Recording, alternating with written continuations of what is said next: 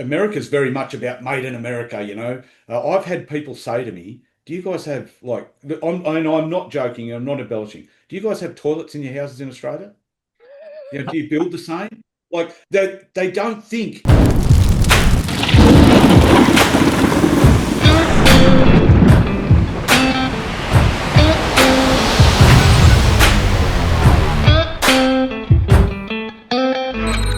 Hey, if you shop at Home Depot, this is a no-brainer. Our free Build SOS program unlocks verified discounts, often up to 30%, plus access to exclusive deals on tools and materials. It is especially useful for contractors, handymen, and DIYers who buy regularly. No fees, no gimmicks, just better prices at checkout. All you have to do is click the link below or in the show notes that says Build SOS with Home Depot to start saving. Welcome to Disaster Diaries. I'm Evan Farmer.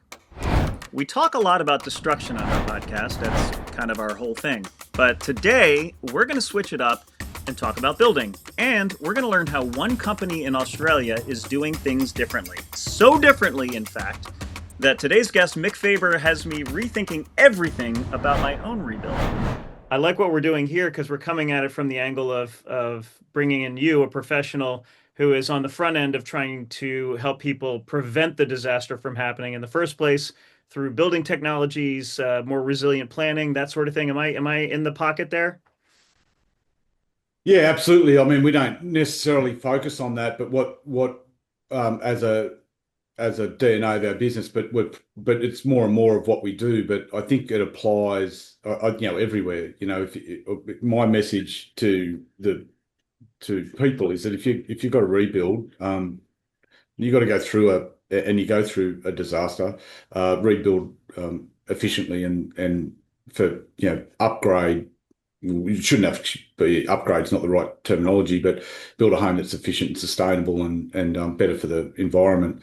And I think that it uses less energy and creates healthier environments. That's my message. And we're doing quite a lot of work in locations where people are rebuilding. So you're the founder of Green Homes, correct? Correct, yeah. And you've been around doing this for how many years? Just over 20 years now. Oh, We've been around for a while. What's the origin story there? I was operating a regional building company. We've gone from 30 projects average to two. My mother-in-law said to me, "Why don't you build something green?" And I went, "Oh, no, I'm not going down that road. Like they're expensive and difficult." That's, and that was my perception. What I found was that there was data showing that consumers were paying more for a sustainable home. And I thought, okay, there might be something in this. So we're sitting here going, this is not right. This can't be right. We can build these homes for the same cost per square foot or per square meter in Australia. They're 3 times more efficient, where consumers are just walking in the door. Like we open the door, consumers just walked in. So what's going on here? I got onto our attorney and said, can we register green homes? And they went, no, which you can't register it now. We have trademarked it globally, but he said, well, they're descriptive words, green and homes. Sure enough, we registered it, got approved, we trademarked it. We opened a company called Green Homes. We started building homes in 2007. We did nearly 100 homes, 100 projects. masterclass in branding. I love it. By default, I didn't do any branding. This is totally 100% consumer driven. Then we won HIA Home of the Year. That was a massive pivot moment for us. It's like winning the National Association of Home Builders Home of the Year. Wow. This national press. And it wasn't about being green. It was like, how the hell did this nobody builder win Home of the Year? And I went, well, we must have built the best home, because I didn't pay for the award. I didn't sponsor the awards. We just put an application in and we built some great homes. So I wrote an ebook called An Idiot's Guide on How to Build a Green Home. We built a website using a tool. I got someone to build a website. We sold that ebook back when you could sell ebooks for $19.95, and we were selling 600 a month. So were you thinking at the time, oh, we're on to something here and we're going to be the leader and No. or were you just thinking this knowledge has to get out there? We're going to help people out and make $20 in the process. The ebooks will pay for our Christmas party at the end of the year. That was my thought. So 2009. there's so many things I want to ask you to tie back to the disaster piece too. So the first one is, why aren't the big players leading the charge with resilient building right now? Why is it the small players who have to fight for years to get into that and to get it into the market? For a large building company to reinvent and build sustainable homes, they have to go and build the homes, understand the base data, design the homes first, understand the base data, form the relationships, understand how to have those conversations and build that credibility. That's a 10-year process at a minimum, right? The faster option for them is let's just buy land and build the homes the way we want to build them, and people will buy them. The fundamental process of building sustainable, you can find that on the internet, but packaging that into a brand and building consumer credibility is takes time, and big building companies just don't have that time. They Right. just don't have that time. Hey Mick, I want to kind of dig a little bit into the nuts and bolts of the sustainable building designs that you guys use, because there's some technologies that a lot of people they might have heard, lip service, ICF, insulated concrete forms, or SIPS panels, structural insulated panels. Is there anything? I know that the design in Oregon is going to be different from Texas, but is there design principles or technologies that you use no matter where you are that people should be familiar with? Oh, absolutely. I think globally, solar passive design is important. Doesn't matter whether you live in Arizona or, Washington State. And that's Or architectural. I mean, we're talking the design of the home, not the materials, just pure. Okay. the materials have little to do with it. So I can tell you that of the all the homes that we're doing, we're not using SIP panels, we're not 3D printing homes, we're not building modular homes. I mean, all of that can be done.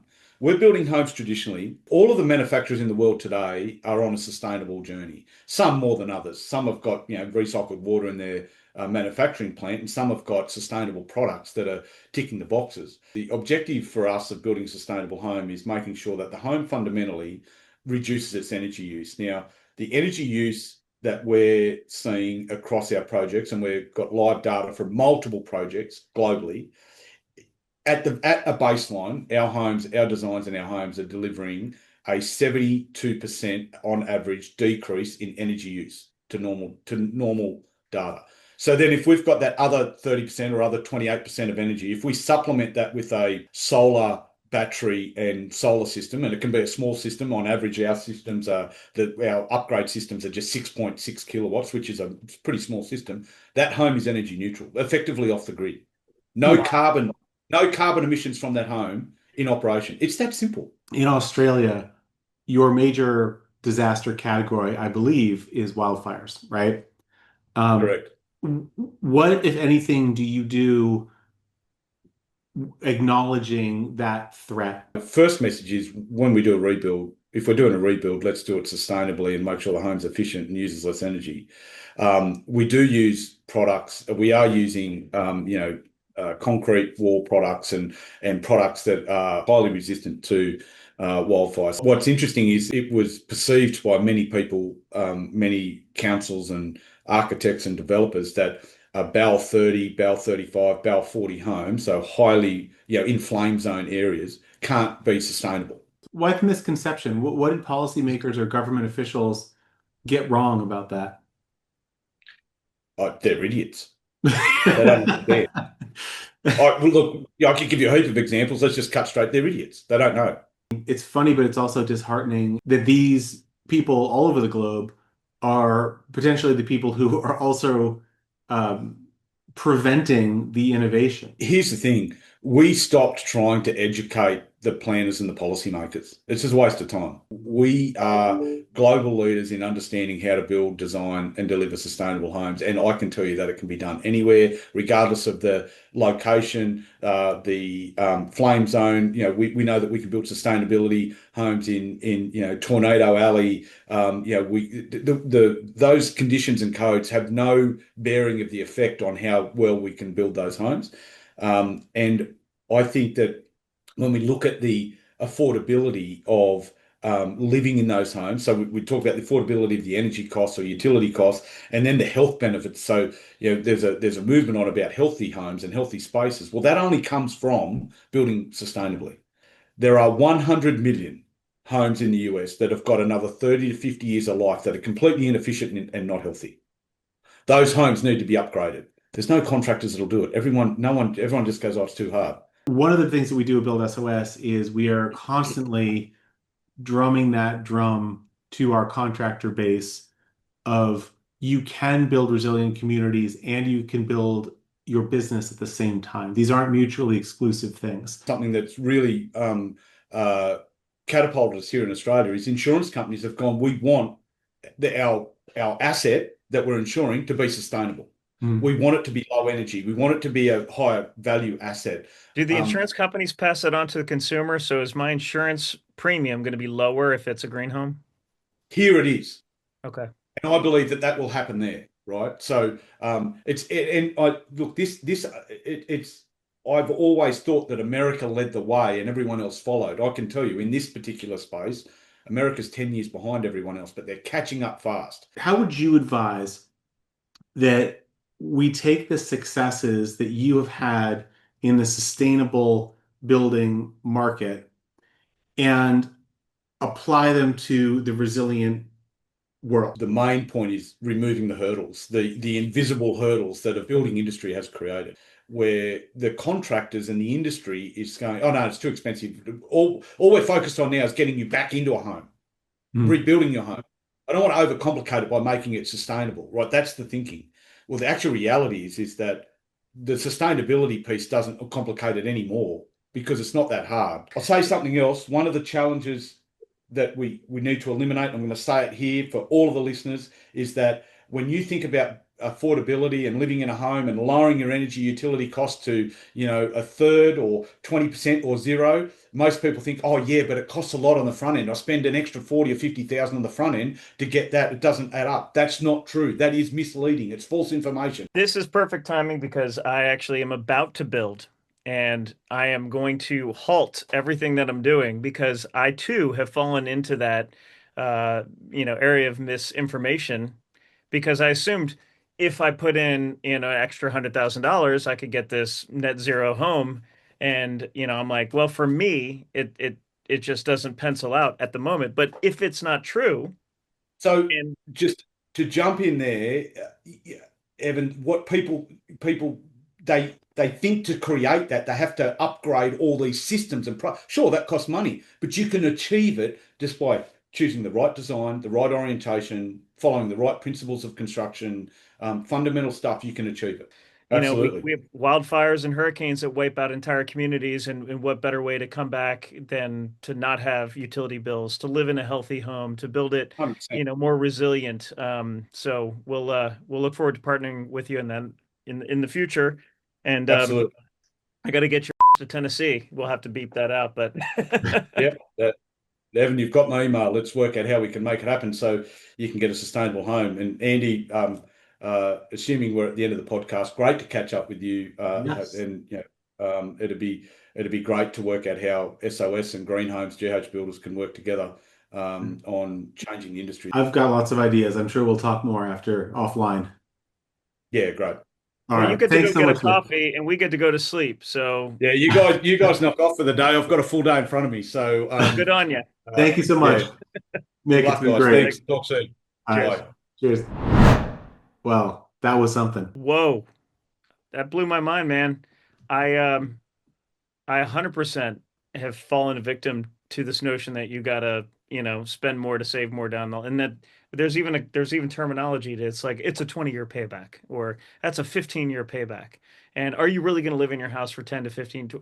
Are you kidding me? A net zero home for the same amount Yeah. that is going to be, and one thing we didn't get into is when you build a home to the specifications that get you those numbers, it's going to be a tighter, stronger home. So it actually just inherently is more storm, fire resistant and more resilient to all those things because everything is just tighter. He's talking about taking standards up, not even a huge amount, it sounds like, um, just to get that resiliency. And once you start with the right design, the rest of it falls into place.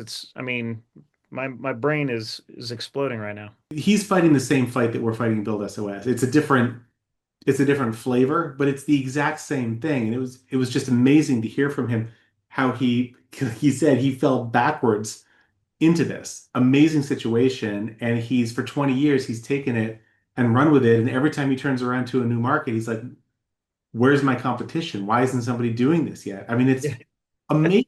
It's just incredible. Green homes that don't cost a penny more to build. I mean, that's just still, I'm really struggling to believe this because Yeah. he's right. We have been conditioned to believe it. And that's why I am now determined to do my build in Tennessee this way. And I'm going to pause everything. I swear I'm doing it right now. I'm pausing everything until I can get this underfoot because there's no reason not to. Yep. Yep. Amazing. Anyway. All right.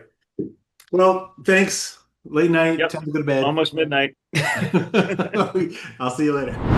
If you want the full, uncut conversation with today's guest, including a lot more insights, you can find it on the Disaster Diaries podcast on Apple Podcasts, Spotify, and wherever you listen to podcasts.